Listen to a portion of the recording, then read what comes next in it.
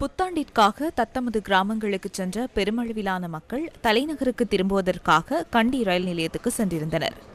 கண்டி ரயில் நிலையத்தில் இன்று இவ்வாறான நிலை காணப்பட்டது.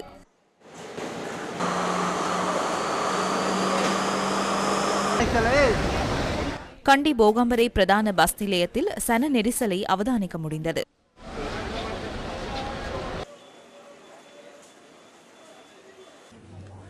புத்தாண்டை முன்னிட்டு கிராமங்களுக்கு சென்ற மக்கள் நீண்ட விடுமுறையின் பின்னர் தலைநகருக்கு திரும்புவதற்காக ஹட்டன் ரயில் நிலையத்துக்கு வருகை தந்திருந்த காட்சிகளே இவை.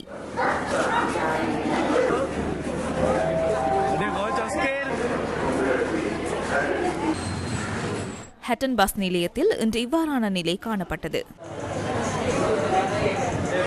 கொழும்புக்கு போக நிற்கிது பஸ் இன்னிட்டா வருமா? கொழும்புக்கு இன்னும் பஸ் வரல ஐத்த பார்த்து கொண்டு நிற்கிறோம். இப்போ நாங்கள் வந்து ஒரு அரை ஹவர் ஆகுது. பெருநாளுக்குன்னா முந்தி போன வருஷம் ஆகிக்கல க்ரௌட் குறவு. 2 நாள் மட்டும்தான் இருந்தாங்க.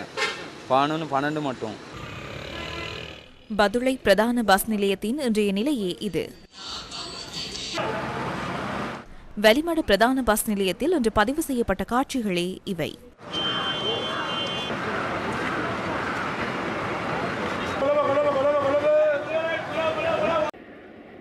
மாத்தறை ரயில் நிலையத்துக்கும் மாத்தறை பிரதான பஸ் நிலையத்துக்கும் அதிகளவிலான மக்கள் வருகை தந்திருந்தனர்.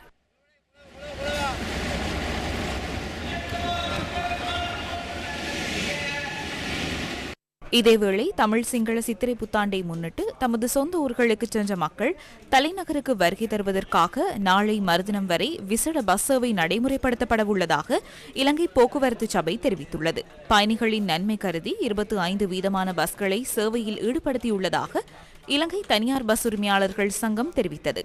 இதேவேளை புத்தாண்டி நிமித்தம் தமது சொந்த ஊர்களுக்கு சென்று தலைநகருக்கு திரும்பும் பொதுமக்களின் நன்மை கருதி மேலதிகமாக 12 ரயில்களை சேவையில் ஈடுபடுத்தியுள்ளதாக ரயில்வே திணைக்களம் தெரிவித்தது.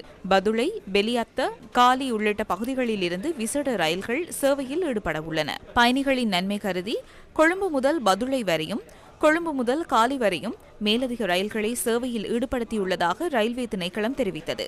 பயணிகளின் பாதுகாப்புக்கான சகல நடவடிக்கைகளும் எடுக்கப்பட்டுள்ளதாக திணைக்களம் கூறியது. அனுராதபுரத்தில் இருந்து கொழும்புக்கு வருகை தரும் பயணிகளின் நன்மை கருதி போதிய அளவு பஸ்களை சேவையில் ஈடுபடுத்தியுள்ளதாக இலங்கை போக்குவரத்து சபையின் அனுராதபுரம் மாவட்ட முகாமையாளர் தெரிவித்தார். 70 தனியார் பஸ்களும் அனுராதபுரத்தில் இருந்து கொழும்பு வரை சேவையில் ஈடுபடுவதாகவும் அவர் கூறினார். அதிவேக வீதிகளூடாகவும் பெருந்திரளானோர் கொழும்புக்கு இன்று வருகை தந்தனர்.